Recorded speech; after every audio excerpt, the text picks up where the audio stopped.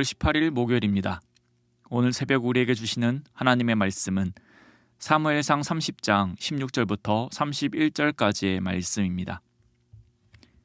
그가 다윗을 인도하여 내려가니 그들이 온 땅에 편만하여 블레셋 사람들의 땅과 유다 땅에서 크게 약탈하였으므로 말미암아 먹고 마시며 춤추는지라. 다윗이 새벽부터 이튿날 저물 때까지 그들을 치매 낙타를 타고 도망한 소년 400명 외에는 피한 사람이 없었더라.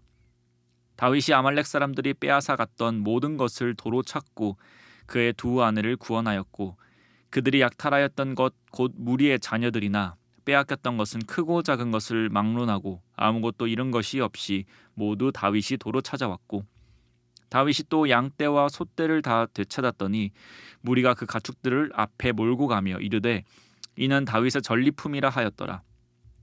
다윗이 전에 피곤하여 능히 자기를 따르지 못하므로 부솔 시내에 머물게 한 200명에게 오매 그들이 다윗과 그와 함께한 백성을 영접하러 나오는지라.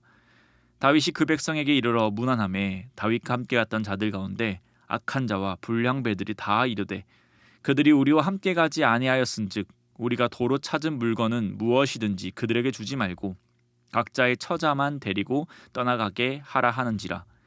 다윗이 이르되 나의 형제들아 여호와께서 우리를 보호하시고 우리를 치러 온 그 군대를 우리 손에 넘기셨은즉 그가 우리에게 주신 것을 너희가 이같이 못하리라.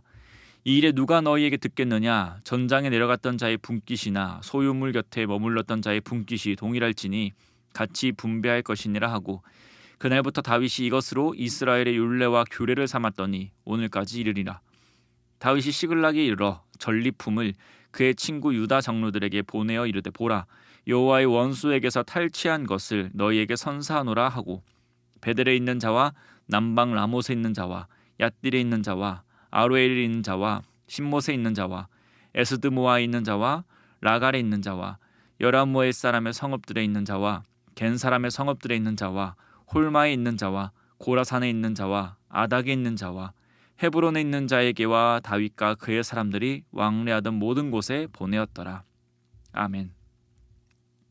오늘 본문에서는 다윗과 아말렉의 전투 그리고 전투 후에 일어난 사건을 보여주고 있습니다. 앞의 내용을 잠깐 살펴보면 다윗이 자리를 비운 사이 아말렉이 다윗이 머무르던 시글락을 공격하였습니다. 다윗이 없던 시글락은 속수무책으로 함락되어 버렸고 이로 인해서 다윗과 다윗을 따르는 이들은 가죽을 포함하여 모든 것을 빼앗기게 됩니다. 비통함이 가득한 가운데 다윗은 하나님께 아말렉을 따라잡을 수 있는지 여쭤보았고 하나님께서는 쫓아가라는 말씀에 그 순종하여서 600명의 사람들과 함께 아말렉을 쫓아갑니다. 이미 거리가 벌어진 아말렉을 쫓아가는 게 너무 고단했던 나머지 불서올 시내에 이르러서 도저히 움직일 수 없는 200명이 쉬게 되고 나머지 400명만 다시 힘을 내어서 아말렉을 쫓아가게 됩니다. 그리고 오늘 16절의 내용이 이어집니다. 16절 말씀을 보시면 그가 다윗을 인도하여 내려가니 그들이 온 땅에 편만하여 블레셋 사람들의 땅과 유다 땅에서 크게 약탈하였으므로 말미암아 먹고 마시며 춤추는지라. 다윗이 애굽 소년의 인도를 받아 아말렉이 있는 곳을 찾아가니 아말렉은 잔치 분위기가 되어 있었습니다. 16절에서 크게 약탈하였다라고 말하고 있어서 블레셋 땅에서의 노략질과 유다 땅에서도 노략질이 큰 성공을 거둔 것을 알 수 있습니다. 이렇게 아말렉은 앞으로 행복한 인생을 살 것이라 생각했겠지만 그들은 그들의 멸망이 코앞까지 다가온 것을 알지 못했습니다. 아말렉을 따라잡을 것이다 라는 하나님의 그 약속에 순종한 다윗이 아말렉이 있는 곳까지 추격하는 데 성공했기 때문입니다. 16절에 잔치 분위기였던 아말렉은 한 절 만에 상황이 완전히 역전되게 됩니다. 17절에 보시면 다윗이 새벽부터 이튿날 저물 때까지 그들을 치매 낙타를 타고 도망한 소년 400명 외에는 피한 사람이 없었더라 라고 말씀합니다. 어찌나 큰 전투였는지 17절에서 구체적인 시간에 대해 언급하는데 새벽부터 이튿날 저물 때까지 아말렉과 전쟁을 벌였다라고 말하고 있습니다.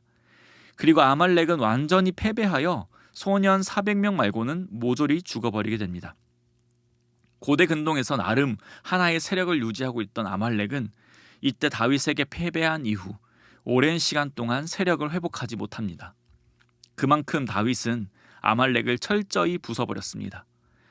다윗은 아말렉과 전쟁에서 승리하였고 정말 놀랍게도 19절에서와 같이 아무것도 잃은 것 없이 모든 것을 되찾게 됩니다. 되찾은 것과 더불어 아말렉이 약탈했던 것들을 얻음으로 다윗과 그를 따르는 자들은 많은 부를 얻게 됩니다. 그리하여 다윗과 그 무리들은 하나님의 은혜로 아말렉을 무찌를 뿐만 아니라 하나도 잃은 것 없고 오히려 더 많은 것을 얻은 아주 행복한 사건으로 마무리되려는 그 순간 문제가 하나 발생합니다.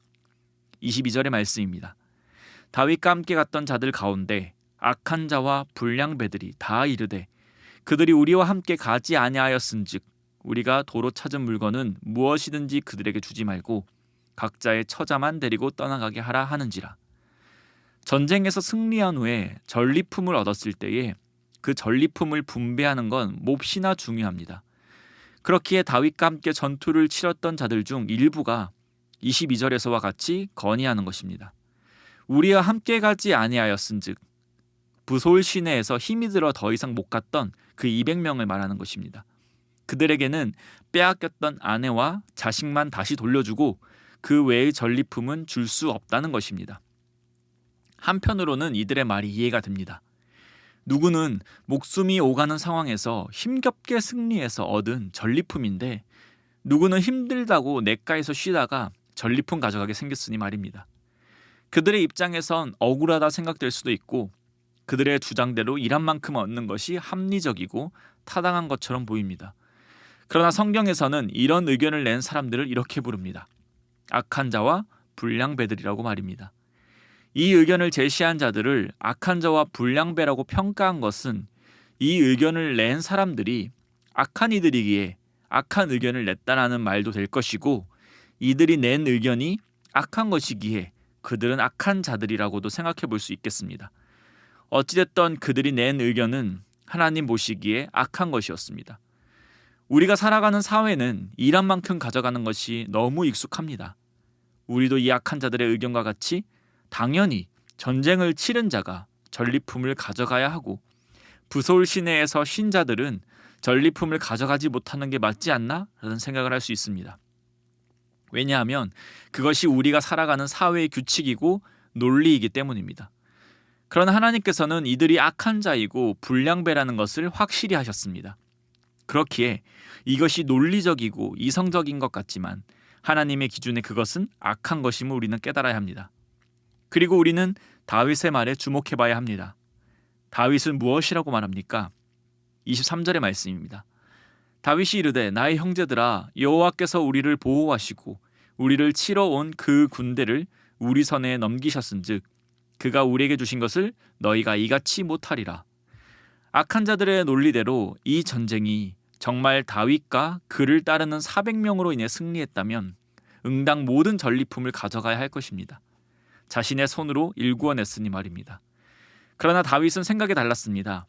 이 전쟁은 자신들의 힘으로 해낸 것이 아니라 하나님께서 하셨다라는 것입니다. 23절처럼 여호와께서 우리를 보호하시고 우리를 치러 온 그 군대를 우리 손에 넘겼다라는 것입니다. 지금 너희가 다 가져야 하겠다라는 그 전리품은 우리의 것이 아니라 하나님의 것이고 하나님께서 우리에게 선물로 주신 것이라는 것입니다. 사랑하는 성도님, 상식적이라 생각하지만 그것이 악할 수 있습니다. 합리적이라 생각하지만 그것 또한 악할 수 있습니다. 이 세상에 발을 딛고 살아가는 우리도 어느새 세상의 가치에 물들어 그것이 악한지도 모르고 당연한 것이라 여기며 살아가는 순간이 있을지도 모르겠습니다. 노력과 성공, 이것은 분명 아름다운 가치입니다. 그러나 이것도 그리스도를 벗어나면 악한 것입니다. 권력과 물질, 이것도 소중한 가치입니다. 그러나 그리스도를 벗어나면 악한 것입니다. 우리는 어느새 그리스도 안에서 떠나 그 악한 가치들이 나에게 최고의 가치로 여기며 살아가는지 모르겠습니다. 그리하여 그 악한 가치들에 좌지우지되는 삶을 살고 있는지도 모르겠습니다. 악한 자와 불량배가 하나님이 하신 일을 발견하지 못하고 그저 전리품에 시선을 두었던 것처럼 말입니다.